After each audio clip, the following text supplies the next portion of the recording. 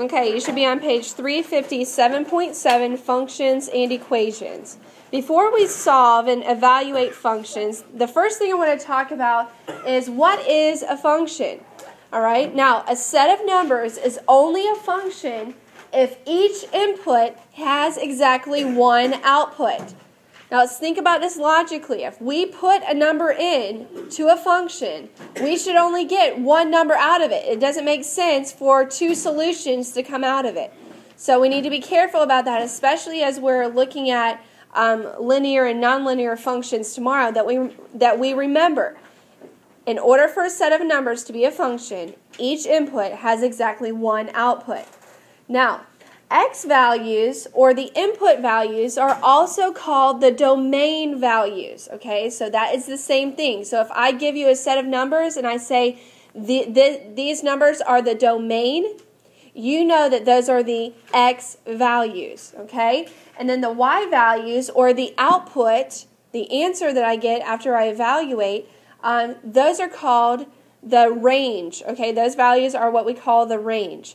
So, x values are the domain, and y values are the range. That's what you need to know really before we even do anything. All right, now we'll come back to this slide if you need time to fill in the rest. So don't worry about it if you don't fill in everything.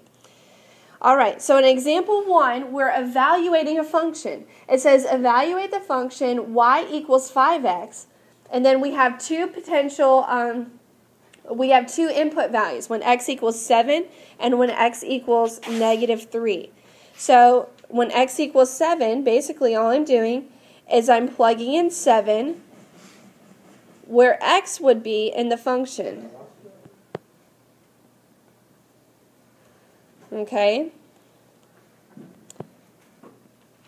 And then y would equal 35. And that would be my answer. On B, I'm substituting -3 in for x, where x would be in the function. So I have y equals 5 times -3, and then 5 times -3 is -15. So what does this mean? It means when I have a value of 7 as my input, and I input that into the function, my output would be 35.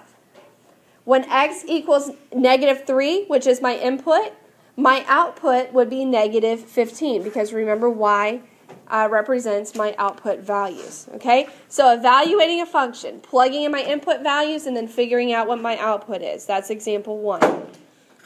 Sorry. Now in example 2, you're making an input-output table. All right, now, notice I have -2, 0, and 2. That's my domain, okay? Those values are what I call my domain. They are my input values. And then I'm going to substitute them into this function. Y equals x plus 4. I'm basically just going to substitute these values in for x. So in the first one, I have y equals -2 plus 4. In the second substitution, I have y equals 0 plus 4. When I substitute in the third one, I have y equals 2 plus 4. Okay? And now I just solved them to get my range. So, -2 plus 4 is 2. 0 plus 4 is 4. And 2 plus 4 is 6. On your homework, this example is a lot like numbers 10, 12, and 14 on your homework. Okay, so you will be asked to make an input-output table, much like the one that you see right here, and then it asks you to state the range of the function. So the range, this is how I would say it on my homework, the range equals 2, 4, and 6. And I would box this as my answer. So you see, it is going to take a little bit of space on your paper, but that's okay. So just make sure you leave plenty of room on your homework. All right? And that's how I make an input-output table. Now we're going to learn tomorrow about how I can take the information from this table and I can actually graph it. All right? So and that's what's coming in 7.8.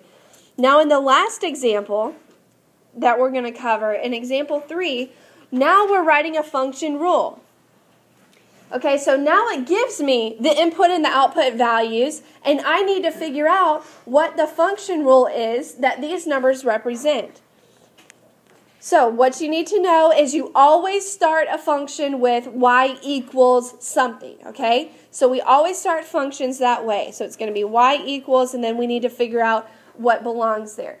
So I need to figure out, how can I get from -2 to +1? Can I subtract to get from -2 to +1?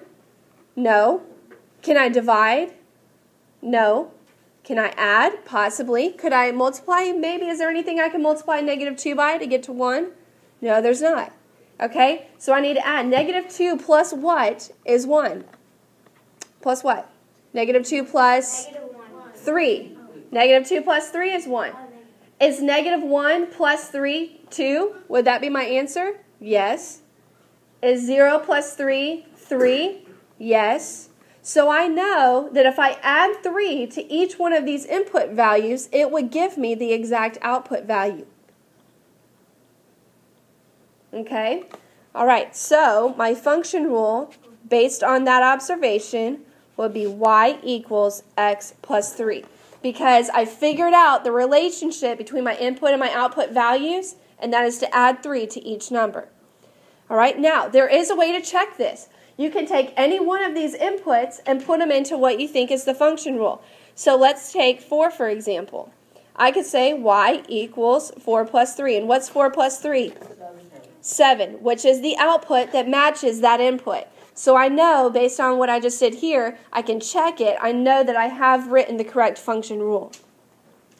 Now, in the second table, something is different here. Okay? My x values are all positive, but my y values are negative. How is it that I take an x value, I put it into a function, and I come out with a negative number? What do you think has to be in my function? It has to be a negative. There has to be a negative in my function. Otherwise, how in the world could I put in a positive number and come out with a negative number? There has to be a negative somewhere in my function. So now let's figure out where it's going to go. All right, what operation do I have here? Let's look at the table as a whole. How can I get from 2 to 1, from 4 to 2, from 6 to 3, from 8 to 4, 10 to 5, 12 to 6, and 4 to 17? How can I get from each one of those inputs to that output? What do I need to do? Divide by, just divide by 2. I need to divide by 2, and I do know that a negative is involved.